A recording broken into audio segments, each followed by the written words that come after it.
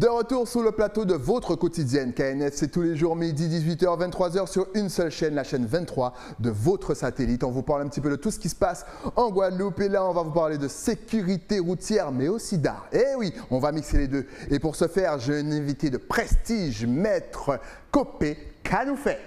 Ça va, Stylie, ça va. Heureux de te recevoir parce que c'est vraiment très important la sécurité routière. Dans l'intro, même moi, je réfléchissais, j'ai bugué parce que je me dis, c'est fou le nombre d'accidents qu'il y a en Guadeloupe, surtout après le confinement. Peux-tu nous donner 2-3 causes d'accidents ici? Bon, les causes d'accidents sont multiples. Ouais. Le fait qu'on soit une île, on a d'abord déjà, si tu veux, l'état du réseau routier. Parce que le réseau routier est imparfait, Exact. donc il peut amener, si tu veux, à maximiser un certain nombre d'accidents. Ensuite, il y a la topographie. Ouais. Quand tu as un accident dans les hauteurs de Trois-Rivières, tu dois absolument être pris en charge à Pointe-à-Pitre.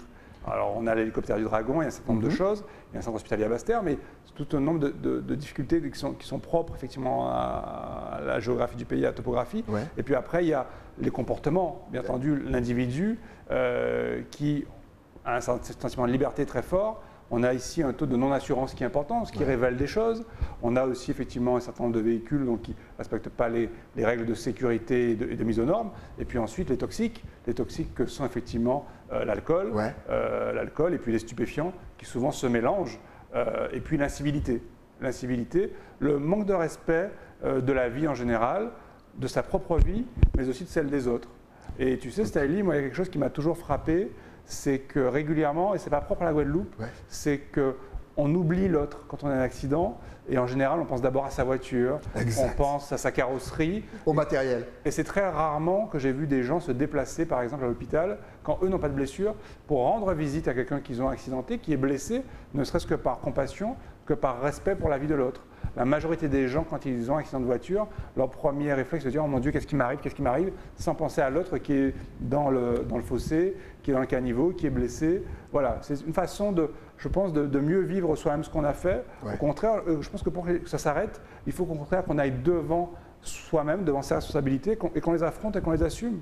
J'ai causé un accident, qu'est-ce que j'ai fait qui n'allait pas pour que ça ne se reproduise pas? Exact. Est-ce que ça va en s'arrangeant ou est-ce qu'au contraire ça devient de pire en pire? C'est-à-dire que le nombre des accidents augmente. Comment ça se passe? Comment est-ce que toi tu vois ça? Alors, il y a une fluctuation en fonction des deux leviers qu'on a, qui sont à la fois la prévention et la répression.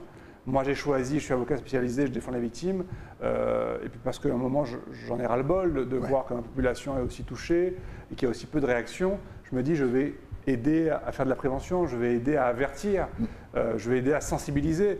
Ça fluctue, mais aujourd'hui, les chiffres de l'année en cours sont quasi similaires à ceux de la terrible année 2016, où on avait eu 57 décès sur les routes, ce qui faisait de la Guadeloupe le premier département de France en termes de blessés et de morts sur les routes, comparé au nombre d'habitants. Donc on était en pole position. Et bon, ça a un peu baissé, il y a eu des actions, et ça revient parce que c'est sur de très long terme. Mais en définitive, tout ce qu'on fait aujourd'hui, on le fait surtout pour nos enfants.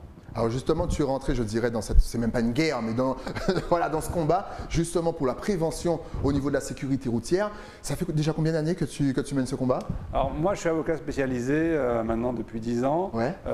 Avant, j'étais un avocat généraliste dans tout autre domaine, et puis les éléments de la vie ont fait que je me suis porté vers cette spécialité. Justement, qu'est-ce qui t'a poussé à aller vers tout ça? C'est très simple. Mon père, au soir de sa vie, a été souffrant, il a eu des AVC. Ouais. Il s'est retrouvé hospitalisé en séjour de longue durée, en rééducation. Et moi, qui étais jeune avocat, j'ai arrêté de travailler pour être à son chevet. Et j'ai découvert ce que c'était que la rééducation, ce qu'était le handicap. Et je me suis fait des amis dans ce monde-là, et des gens qui m'ont demandé de les aider parce que j'étais avocat. Et je me suis rendu compte que je n'avais pas les capacités, parce que je n'avais pas été formé à tout ce qui était le médico-légal, à toute cette spécialisation qui est au-delà même du droit habituel. Et du coup, pour pouvoir aider ces gens, c'est devenu pour moi, j'ai découvert une raison d'être professionnelle, une passion, et puis c'est devenu toute ma vie.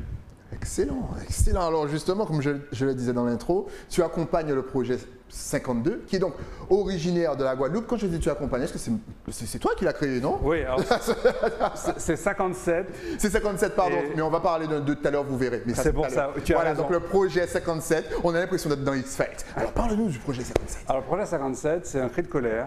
On est en 2016, l'année se termine, et j'ai eu l'occasion d'accompagner la famille du jeune Warren Hérin, coureur cycliste qui a préparé le Tour de la Guadeloupe, décédé aux abords du Vélodrome, enfin un accident inutile, un accident de trop, comme ils le sont tous. Et cette année se termine, et j'ai l'occasion d'être, je suis l'avocat de la dernière victime, de la 57e, qui est un motard mort en Basse-Terre, et je me dis, mais c'est horrible. Quand je comprends le chiffre, je me dis, et ça n'émeut personne. Tout le monde parle à ce moment-là de Noël, des fêtes qui arrivent, et personne ne parle du malheur qui a endeuillé notre île et puis de la normalité. C'est clair. C'est comme s'il y avait eu, je ne sais pas moi, une sorte de maladie mortelle en Guadeloupe, tout le monde en aurait parlé. Et là, il y a eu quelque chose qui a tué 57 Guadeloupéens, qui faisait de nous le premier département accidentogène de France. Je me dis, il faut qu'on en parle. Et j'ai cette colère, j'ai envie de discuter, j'ai envie de parler de ça. Et je fais appel à des amis qui sont dans le monde de l'art.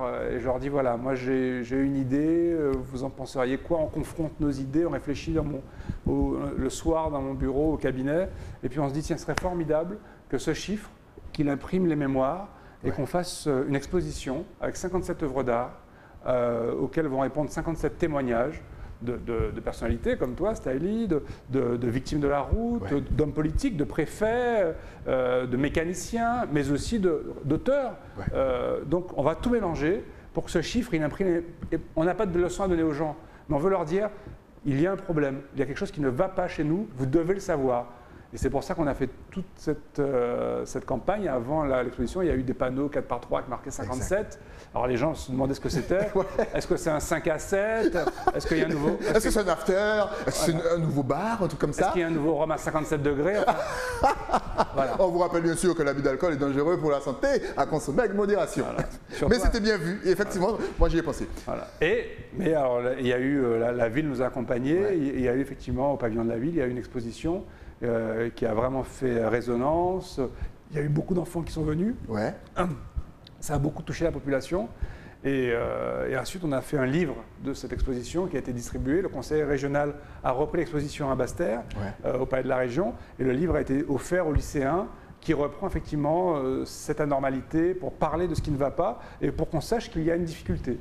Et ce projet, après, parce que c'est un projet qui traite le prisme de l'accidentalité en dehors de la mort, en dehors de la souffrance, par l'art, par la réflexion, par la couleur, par la création. Et du coup, j'ai été sollicité pour que le projet soit repris dans l'Hexagone. Et il a été repris en région, dans plusieurs régions, effectivement, sous mon patronage, pour que et à chaque fois ça a marché, c'était repris dans la Drôme, ça s'est appelé 37 parce que le nombre change à chaque fois. Forcément. À chaque fois il y a des artistes locaux et ça permet, c'est un moment de communion pour tous ceux qui veulent changer les choses et puis même ceux qui ne le veulent pas parce qu'ils voient des choses, ils comprennent des choses dont ils n'avaient pas idée. Voilà, c'est une interpellation par là. En tout cas, là, on salue vraiment l'artiste parce qu'en double écran, de toute façon, vous verrez un petit peu voilà, le projet. Mais déjà, je tiens à saluer le projet de Capester où on voit justement la personne dans l'écran de son portable. C'est super bien réalisé. C'est tellement réaliste que c'est quand même fou. Justement, tu parlais du fait que ça ne choque pas. Penses-tu qu'en Guadeloupe, on se sent un petit peu habitué à tous ces accidents? C'est-à-dire que maintenant, on entend, il y a eu un accident, ouais, bon, ok. Bon, voilà, il y a eu 2-3 morts, oh, bon, ok. Penses-tu qu'on s'est, je dirais, habitué à tout ça? Alors, il y a un fatalisme, mais est-ce que parce qu'il y a un fatalisme, on doit arrêter d'informer? Non, au contraire. Et ne pas réagir, surtout. Il faut au contraire continuer à informer, continuer à discuter. Et c'est pour ça que, sorti du projet 57, je me suis dit, qu'est-ce qu'on peut faire d'autre? Comment on peut continuer? Parce que moi, je crois à la prévention, je crois à la nécessité de partager. Et c'est comme ça que j'ai sollicité un artiste qui était devenu un ami, que j'avais rencontré dans le projet 57, Jérôme Jean-Charles. Et je lui ai dit, Jérôme, passe à mon cabinet, j'ai encore une idée, il faut qu'on en parle. Et il a été emballé tout de suite, on s'est mis ensemble à réfléchir, à dessiner, lui mieux que moi je lui ai donné des idées. Mais tu as participé. Oui, et on avait les idées, on a créé, si tu veux, un scénario autour de T. Christophe, en pensant au Christophe du spot des années 80. Exact. J'ai pas le temps, et le casque, voilà. La pub pour les anciens. Voilà. On a pensé à ça et puis on a déroulé un fil qu'on a voulu offrir à la population. Et Jérôme a réalisé bien entendu seul les installations qu'on avait imaginées ensemble. Et puis on les a disséminées au fil de la route. Et là, la sécurité routière, la préfecture nous ont rejoints dans ce projet parce que c'était une façon différente aussi de sensibiliser et puis de dire notre colère de Guadeloupéens face à tout cela. Et puis bon, l'État s'est manifesté à nos côtés, parce que bien entendu, réaliser tout ça, c'est un coût. Donc c'était important aussi qu'on ait un accompagnement de ces structures étatiques qui ont apprécié le travail de 2 Guadeloupéens et qui ont voulu mettre en œuvre effectivement cette réflexion commune, et l'artiste qui est Jérôme Jean-Charles, qui est un artiste urbain extraordinaire. Si vous voulez en savoir plus sur l'artiste Jérôme Jean-Charles, vous tapez KNF, Éclair TV, Jérôme Jean-Charles, il vous parle un petit peu de son parcours et on voit ses œuvres. Il y a aussi la pyramide de casques. C'est vraiment l'idée folle. Franchement, c'est vraiment un très bon travail. Justement, tu as des retours, parce que je pense que toute la Guadeloupe a été touchée quand même par ça. Je pense que la Guadeloupe a plus été touchée par finalement l'œuvre de Jérôme Jean-Charles que par le nombre 57. Est-ce que tu as cette impression? C'est vrai, mais tu sais, c'est parce que j'ai apprécié 57, mais je me suis dit, il faut qu'on fasse l'art sortir du musée. Parce que le musée, c'est déjà une barrière. Les gens qui vont se dire, bon, qu'est-ce que je vais faire au musée? J'ai pas le temps, il faut de l'argent, même si c'est gratuit. Quand on n'est jamais allé au musée, voilà, c'est pas forcément dans les habitudes de la population. Je me suis dit moi-même, comme tous les enfants d'ici, je suis allé une fois au musée Edgar Clerc avec mon école au Moule, mais on n'est pas, si tu veux, dans un endroit où il y a des musées comme en métropole. Exactement. Donc je me suis dit, tiens, il faut que ce soit simple, il faut qu'on puisse tous en profiter. Et qu'est-ce qu'on partage? On partage la route, c'est des espaces communs. Je me dis, il faut qu'on offre quelque chose en faisant tomber les murs du musée. Il faut qu'on partage, nous, Guadeloupéens, ce qu'on veut dire à nos compatriotes, mais sans barrière, sans mur. Et c'est pour ça que je pense que ces structures ouvertes à tous les vents, qui sont offertes à tous, eh bien, ça touche différemment. Et par exemple, tu vois, tu me parles de la pyramide, mais la pyramide, quelle était l'idée de départ? On a pensé au penseur de Rodin qui est comme ça, on a pensé à une pyramide de casques, un aspect un peu BD, un peu cartoon, voilà, presque un peu Conan le Barbare qui réfléchit sur des crânes fumants, mais plutôt avec un côté réflexion. Donc c'est une façon d'ouvrir les volets de la perception, les volets de la réflexion, pour peut-être 1, 2, 3, 4, 5 individus, autant qui voudront, mais en tout cas on en parle, et on m'en parle souvent. Souvent on m'appelle, on me dit, mais comment tu as eu cette idée? Mais c'est pas mal, mais putain, mais j'ai cru que c'était un vrai type sur la pyramide. Ouais, et est-ce que vous avez déjà, parce qu'avec l'artiste, d'autres idées à mettre en place d'ici fin 2021, voire début 2022? Alors notre idée déjà, c'est de faire vivre ces 4 installations, de les photographier et de faire une histoire, d'écrire une histoire autour de ça. Il y a des gens qui ont beaucoup de talent ici, des conteurs locaux, des choses qui résonnent encore pour les enfants.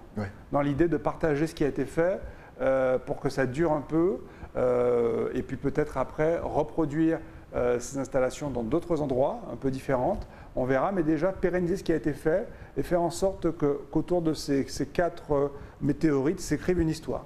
Ok, déjà ça donne envie, rien que de voir les œuvres, déjà ça fait saliver. Justement, donc je parlais, vous avez entendu une histoire de 2 tout à l'heure, il y a le projet donc 102, qui n'est pas originaire de la Guadeloupe celui-là, mais est-ce que tu peux nous en parler parce que mine de ça fait froid dans le dos? Alors, ce n'est pas un projet qui aura lieu en Guadeloupe, mais c'est un projet qui est porté par un Guadeloupéen, moi en l'espèce, que j'ai bien entendu faire appel aux compatriotes d'ici qui voulaient m'aider.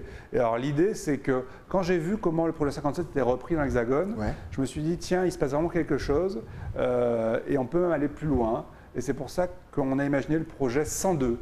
102, pourquoi? Parce qu'en 2019, 102 enfants ont perdu la vie en France. Ça veut dire 2 enfants par semaine. Ça veut dire que chaque semaine, des enfants de 0 à 16 ans, donc ça veut dire que des gens qui ne conduisent pas, qui n'ont pas de voiture, qui n'ont pas de moto, donc qui ne sont jamais responsables, qui ne peuvent jamais être responsables. C'est-à-dire qu'il y a des enfants qui marchaient sur des trottoirs, il y a des enfants qui étaient dans leur siège auto. Alors ce sont les plus fragiles d'entre nous qui ont été heurtés. Et c'est 2 familles par semaine à qui on a dit « votre enfant est mort, vous ne le reverrez plus ». Et ça, c'est anormal que la route frappe ceux qui sont les plus fragiles et ceux qui n'ont aucune prise sur la route. Ceux qui n'ont aucune action sur la route, ceux qui ne font que la subir. Donc ce chiffre-là, il est assez emblématique. Donc on remonte un projet qui va donc s'appeler 102 pour sensibiliser sur ce chiffre. L'exposition aura lieu à Paris en début d'année prochaine. Et pour cette exposition, on a le soutien du ministère de l'Intérieur, du secrétariat d'État aux personnes en situation de handicap avec Mme Cluzel, mais aussi de la Gendarmerie nationale. On a un soutien assez important parce que c'est une cause, c'est une œuvre nationale, parce que ça regroupe tous les départements de France, toutes les régions, et ça touche tout le monde. Et les enfants, je crois que ça parle à tous, et c'est pour ça effectivement qu'il y a une adhésion assez forte, notamment au niveau de l'État et du suivi, pour que ce projet puisse se réaliser, puisse porter tous ses fruits. Justement, tu es avocat, est-ce que tu penses qu'il faudrait peut-être sévir un petit peu plus au niveau lorsqu'il y a des accidents, lorsque le chauffeur est en tort, ou lorsqu'il est alcoolisé, ou lorsqu'il est distrait? Peut-être est-ce que tu penses que ça manque de sévérité? Alors, on a une politique pénale routière qui est ce qu'elle est, mais j'ai envie de dire que Et moi, j'interviens quand il est déjà trop tard, parce que mon métier, c'est d'accompagner majoritairement des blessés lourds, donc des gens qui se retrouvent en situation de handicap, de paraplégie, de traumatisme crânien, de tétraplégie. Donc j'accompagne des gens qui sont vraiment en difficulté pour leur redonner un peu de dignité. Mais c'est déjà trop tard. Ce que je fais, c'est parce que j'ai eu le sentiment à un moment que c'était trop tard et qu'il fallait qu'il y en ait un peu moins, il fallait que les choses diminuent, qu'il faut agir en amont. Moi, je crois beaucoup à l'amont et c'est la raison de mon engagement. C'est pour ça que tout ce temps que je donne, toute cette énergie que je passe, c'est pour que j'espère qu'à mon niveau, les choses changent un petit peu, en tout cas que des changements s'amorcent. Justement, quel conseil pourrais-tu donner aux Guadeloupéens pour qu'ils puissent peut-être faire un petit peu plus attention? Parce que c'est vrai que souvent, lorsqu'on pense à accident, des fois, on pense à vitesse, alcoolémie, mais il y a des petits trucs comme le clignotant d'une personne qui roule lentement, mais qui ne voit pas la voiture qui vient derrière. Des petits trucs comme ça, qu'on soit un petit peu plus attentif sur la route. Quel conseil peux-tu donner aux Guadeloupéens? L'accident est toujours quelque chose qui survient. C'est pour ça que, et très vite. Voilà, ça survient, ça surgit. On n'est pas préparé. Alors, il est de l'espèce humaine, il est de l'essence de l'être humain de faire des erreurs. On en fera tous. Exact. Je pense que, et moi c'est ce à quoi je crois que la première des choses sur lesquelles il faut appuyer, c'est se rendre compte que la situation est anormale, que ce n'est pas normal qu'il y ait autant de gens qui décèdent, que la route soit l'occasion de tant de fragilité, de tant de pleurs, de tant de drames. Quand on a ça à l'esprit, on est prêt, je pense, à se dire qu'en cas de survenance de tout accident, de toute chose inattendue, on est prêt à réagir, mais à réagir avec bienveillance, avec respect de l'autre, avec respect de soi, avec respect des normes. Se dire que si on a bu un punch, on n'est pas obligé d'en prendre un deuxième. Se dire que si on en boit trois, on se fait conduire. On a un copain pas loin qui va venir nous chercher. Parce qu'on sait que la situation ne va pas bien. Mais si on se dit que tout va bien, on se dit bon, allez, je passe entre les gouttes. Non, il faut qu'on se dise la situation est anormale. Elle est grave, elle est triste pour moi, elle est triste pour mes compatriotes, elle est triste pour mon île, donc je vais agir en conséquence.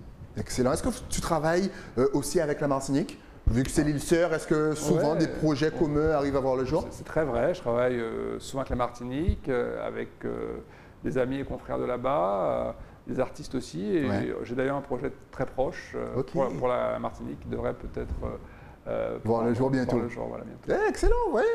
Le PIF, justement, si, je ne sais pas, des artistes ou même un citoyen normal veut participer, veut aider, parce qu'il a peut-être été touché aussi par un accident de la route, est-ce que c'est possible? Est-ce que je ne vais pas dire recruter, mais est-ce que vous acceptez de l'aide extérieure? Alors, les bonnes volontés sont importantes.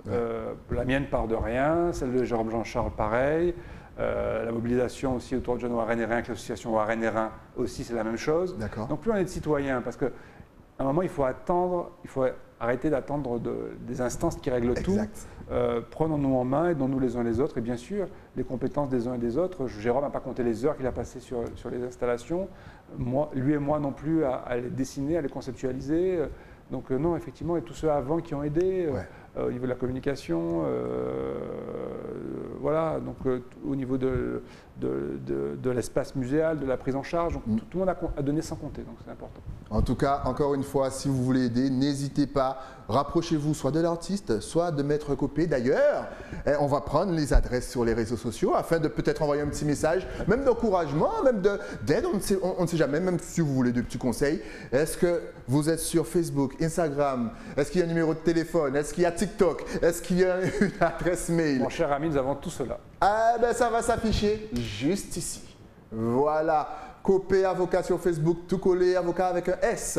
Et il y a aussi un site internet, copé-avocat avec un S.fr, sans oublier l'adresse mail cabinet@copé-avocat avec un S.fr et le numéro de téléphone 05 90 28 78 96. N'hésitez pas, en tout cas. Même un petit message à l'artiste. Vous avez vu encore une fois son émission. Vous envoyez les œuvres sur la route sont vraiment… C'est beau. Non, franchement, c'est super bien fait et on hallucine tous dessus. Donc, même un petit message d'encouragement à l'artiste ou à Maître Copé, voilà, ça ne mange pas de pain, vous pouvez.